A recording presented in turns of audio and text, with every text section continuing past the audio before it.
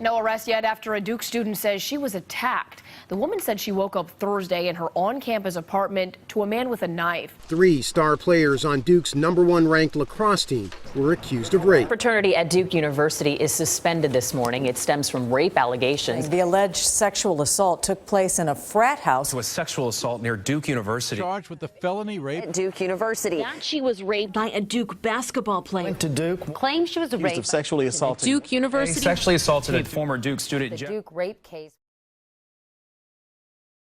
Title IX is a federal law that prohibits discrimination based on sex in any educational program or activity that receives federal financial assistance. Some of the first cases were about women getting into military institutions. That was some of the first cases. And then there was a case where they didn't have a process. And this was like in the 70s, right? Like they didn't have a process for when someone was sexually assaulted. And that's when Title IX was used in the higher education setting.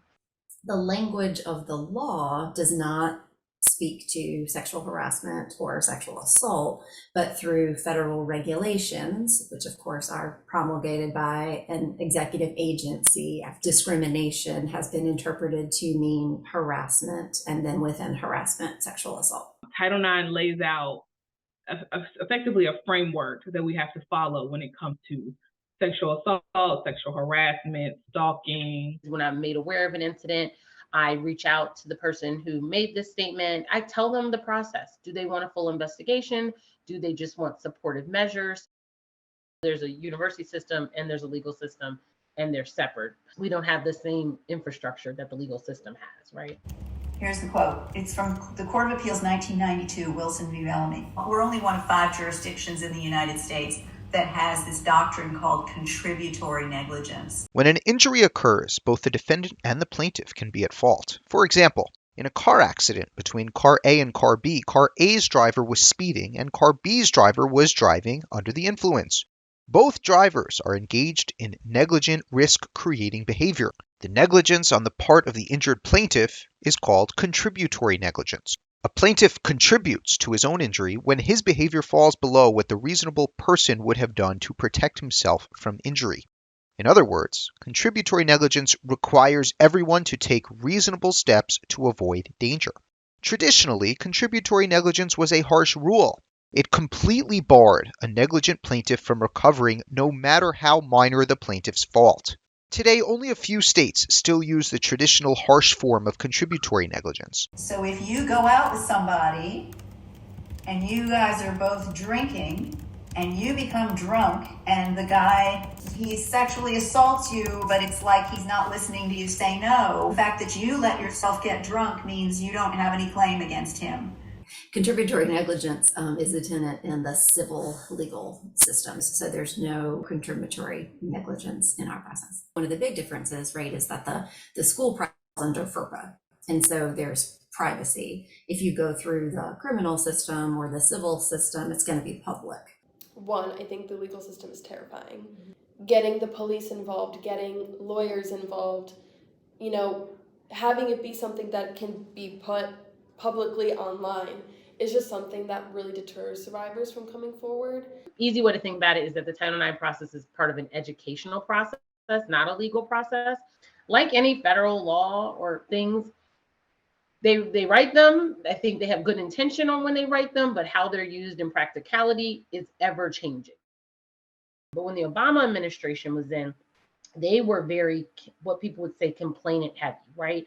So they wanted to make sure that complainants had lots of rights and because complainants didn't. And then we had the Trump administration. When they got in, they kind of were like, wow, we're really complainant heavy. And they kind of went to respondent heavy. A great example was during Obama administration, if you were on a study abroad, an incident happened, the institution would still do the investigation, handle it, because you're still our student. 2020, they were like, no, if it happens internationally, that's not for you to worry about. That's not going to fall under Title IX as the Trump administration regulations define it for us. However, that conduct still meets the definition of sexual assault under Duke's policy that prohibits discrimination, harassment, and related misconduct. So that incident could still be addressed, could still be investigated. SAP stands for Sexual Assault Prevention Team. We've been around for a really long time. We recently disaffiliated from Duke as all the fraternities and sororities disaffiliated. SHAPE is a student group. It stands for Sexual Harassment and Assault Prevention and Education. When I came to Duke, everyone was affiliated. Duke had control over the fraternities and sororities. So if there was a case of sexual assault, they would have the right to investigate that organization and remove that member. Since disaffiliating, Duke has very much taken a hands-off approach. They don't want to engage with Durham IFC or Durham Panhandle. Because Greek life is not, it's not a Duke program, it's Durham. It's completely defined, it's in Durham Panhandle and Durham IFC. They're comprised of Duke students. So why does it matter if it's a group or not a group? It's still a Duke student that was a perpetrator, right? If someone were to go to Duke and say this student had a violation of the conduct code by rape, by sexual assault, by roofing, I think they would take it seriously.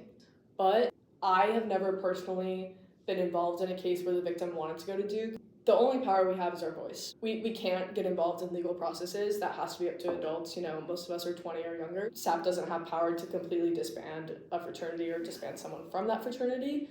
We do like to have a good relationship with fraternities, so when these issues do happen, we can have an open line of communication with them and do what's best for the victim. The Clery Act is essentially a consumer protection law that requires schools to report out on their crime statistics. The Violence Against Women Act has certain requirements about prevention and response. And so Clery and VAWA sort of work together to put those requirements on schools. There are several ways that schools can evade having to report what is actually a clear picture of crime on campus or the risk to a student who could be vulnerable of attending this institution. So they do have a report, but they haven't published anything after 2021.